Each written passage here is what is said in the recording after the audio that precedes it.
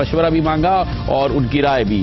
امریکی سفیر پیٹرسن کی 9 فروری کی اسی ملاقات میں لکھتی ہے کہ زرداری نے کہا کہ وہ گورنر سرحد اویس غنی کو بھی جلد تبدیل کر دیں گے اور سیاسی پیچیدگیوں کی وجہ سے انہوں نے اب تک یہ قدم نہیں اٹھایا۔ انہوں نے اس عہدے کے لیے فرنٹیئر کور جاری اور جناب حسن عسکری رضوی۔ فرمائیے گا جناب کہ کیا رولز آف بزنس میں کوئی ایسے قوانین ہیں یا ایسے ہونے چاہیے جو پاکستانی قیادت کو، حکام کو پابند کریں کہ وہ اس قسم کی باتیں کسی غیر ملکی کے ساتھ نہ کریں، اور اگر وہ کریں تو وہ باقاعدہ ضبط تحریر میں آئیں؟ دیکھیے، رولز تو موجود ہیں کہ جو اعلیٰ سرکاری افسران ہیں، خصوصاً جو کہ گورنمنٹ سروس میں ہوتے ہیں، ان کو غیر ملکی سفیروں سے ملنے کے لیے یا پرمیشن لینی پڑتی ہے یا بعد میں رپورٹ کرنا ہوتا ہے۔ اسی طرح وزراء کا جو بھی تعلق ہے، اصولی طور پر ان وزراء کو رپورٹ کرنا چاہیے، لیکن ایسا نہیں ہوتا۔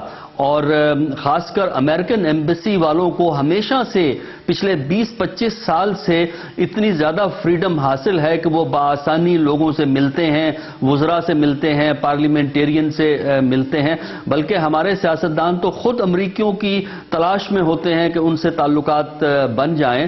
تو رولز آف بزنس موجود ہیں لیکن ان کا نفاذ پاکستان میں نہیں ہوتا۔ ویسے تو قوانین موجود ہیں وزارت خارجہ کے بھی، اور واضح ہے حکومت پاکستان کے کہ جو پاکستان کا سرکاری اہلکار ہو، چاہے وہ مفتی میں ہو یا وردی میں ہو، وہ جب کسی باہر کے سرکاری بندے سے ملتا ہے تو اس ساری گفتگو کو یا کوئی موجود بندہ قلم بند کرتا ہے یا گفتگو کے بعد اس کی تفصیلات وزارت خارجہ کو یا جو محکمہ ہے حکومت پاکستان کا جس کا تعلق ہے متعلقہ محکمے کا، اس کو پہنچائی جائے۔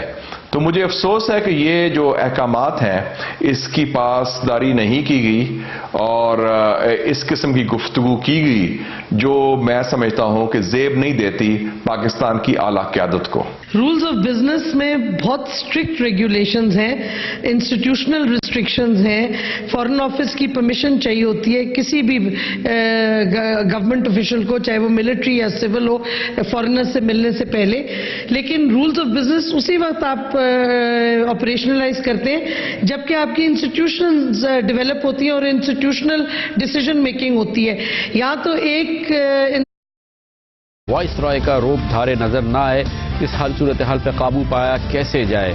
کمرشل بریک کے بعد پوچھتے ہیں تھرڈ کنٹری ہم کہ ان دستاویزات سامنے آنے کے بعد ہم پاکستان کی خود مختاری اور پاکستان کی عزت کا تحفظ کس طرح سے کریں کہ پاکستان کی قیادت امریکہ کے سامنے گھٹنے ٹیکے نظر نہ آئے۔ ویکیلیکس کے ذریعے جو دستاویزات سامنے آئے ہیں وہ بارہا اس بات کی طرف اشارہ کر رہے ہیں کہ پاکستان میں فیصلے، پاکستانیوں کی قسمت کے فیصلے اور پاکستان کی قیادت کے فیصلے بھی براہ راست امریکیوں کے صلاح مشورے سے ہوتے ہیں۔ مثال کے طور پر 23 اگست سن 2008 کو امریکی سفیر اینڈریو پیٹرسن سابق صدر پرویز مشرف کی رخصتی کے حوالے سے اپنی حکومت کو تحریر کرتی ہیں۔ زرداری نے سفیر پیٹرسن کو بتایا کہ وہ مشرف کی حفاظت کے عہد پر قائم ہیں۔ امریکی سفیر نے کہا کہ حفاظت کے وعدے پر ہی مشرف صدر کے عہدے سے مستعفی ہونے پر راضی ہوئے۔ پاکستان کے وزیر اعظم اس پر روزانہ احتجاج کرتے نظر آتے ہیں، مگر اندر دراصل وہ امریکی سفیر سے کہتے ہیں کہ اور حملے کرو۔ مثال کے طور پر 23 اگست 2008 کو سفیر پیٹرسن لکھتی ہے، 21 اگست کو وزیر اعظم گیلانی اور وزیر داخلہ رحمان ملک سے 30 منٹ طویل ملاقات ہوئی۔ وزیر داخلہ رحمان ملک نے مشورہ دیا کہ باجوڑ آپریشن کے اختتام تک مبینہ ڈرون حملوں کو روک دیا جائے، لیکن وزیر اعظم نے رحمان ملک کی تجویز کو مسترد کرتے ہوئے کہا کہ اگر ان حملوں میں انتہا پسند مارے جاتے ہیں تو مجھے کوئی پرواہ نہیں، ہم قومی اسمبلی میں احتجاج کریں گے اور پھر انہیں نظر انداز کر دیں گے۔ وزیر اعظم امریکی سفیر سے اس وعدے پہ قائم رہے اور نومبر میں انہوں نے قومی اسمبلی میں اس موضوع پر پرزور تقریر کی اور پرزور احتجاج کیا، جبکہ اندر سے وہ امریکی سفیر سے کہہ رہے تھے کہ اور ڈرون حملے کیے جائیں۔ پاکستان میں امریکی سفیر وائس رائے کا آئندہ روپ کبھی دھارے نظر نہ آئے، اس کے لیے کیا کیا جائے؟ ایک بار پھر ہم رخ کرتے ہیں پاکستان کے ان ممتاز ماہرین کی جانب۔ مجھے افسوس سے کہنا پڑتا ہے کہ اب تو وائس رائے سے بڑھ کے وہ لگتا ہے کہ وہ بالکل ہی وہ کمپلیٹ ڈومینیٹ کرتے ہیں، لیکن اس میں قصور امریکی سفیر کا نہیں ہے۔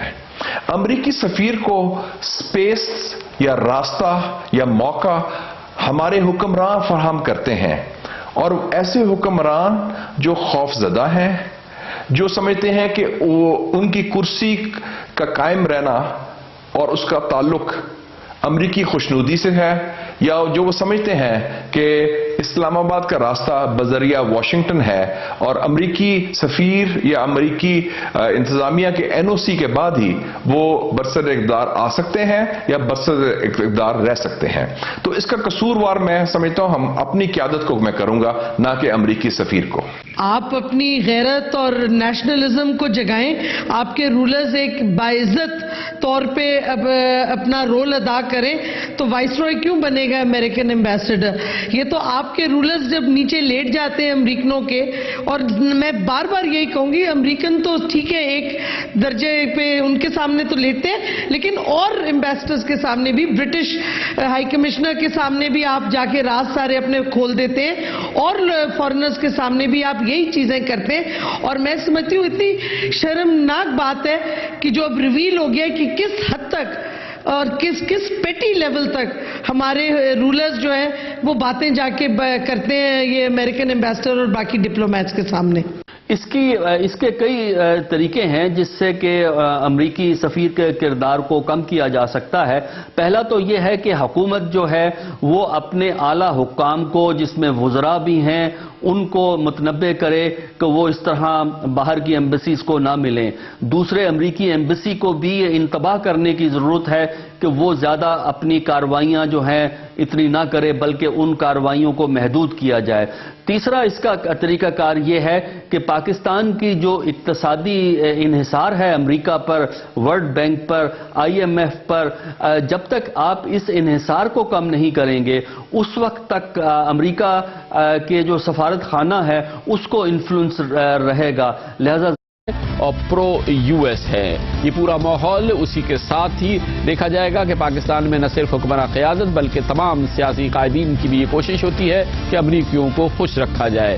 کیا اس ماحول نے عام پاکستانیوں کی نفسیات کو متاثر کیا ہے؟ امریکی تسلط کا یہ تاثر پاکستانیوں کی شخصیت کو اور ان کی نفسیات پر کس حد تک حاوی ہوگا؟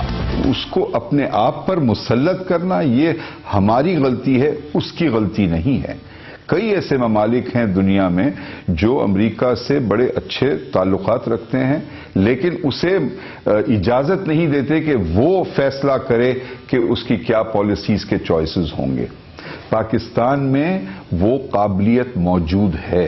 جب پاکستانی قوم اور ریاست چاہتی ہے کہ وہ کچھ کرے اپنے تحفظ کے لیے تو اس نے کر کے دکھایا.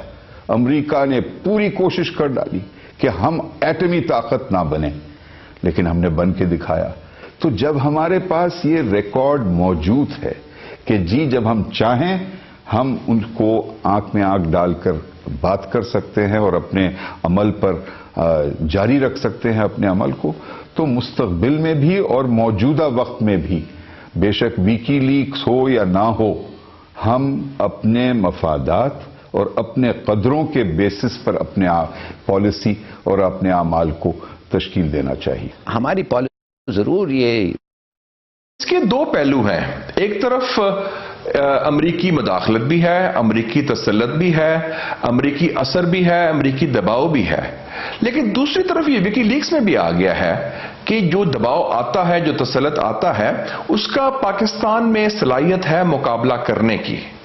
جیسے نیوکلیئر ایشو پر ہم نے ان کا دباؤ قبول نہیں کیا، جیسے وزیرستان کے آپریشن پر ہم نے ان کا دباؤ قبول نہیں کیا، جیسے ہندوستان کے مسئلے پر ہم نے ان کا دباؤ قبول نہیں کیا، جیسے ایران کی پائپ لائن پر ہم نے ان کا دباؤ قبول نہیں کیا.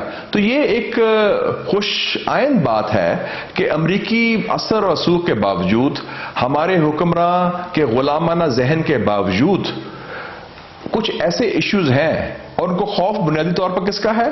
پبلک اوپینین کا، رائے عامہ کا، اور خاص طور پہ آپ لوگوں کا، میڈیا کا، جو میں سمجھتا ہوں اس وقت پاکستان کا میڈیا پاکستان کے قومی مفاد کا سب سے جاندار دفاع کرنے والا ایک ادارہ بن گیا ہے. دیکھیے جو بے پناہ تسلط ہے اور ان کا انفلوئنس ہے، اس سے جو پاکستان کا اس میں بنیادی چیز ہے کہ ہماری جو سول ہو یا فوجی قیادت ہو، وہ آپس میں گفتگو کرے، یہ نہ کہ امریکہ کے ذریعے گفتگو کری ہے. جو پیغامات ارسال ہو رہے ہیں وہ دونوں طرف سے، امریکہ سے بات ہو رہی ہے، آپس میں کوئی گفتگو نہیں ہوتی. آپس میں جو ذریعہ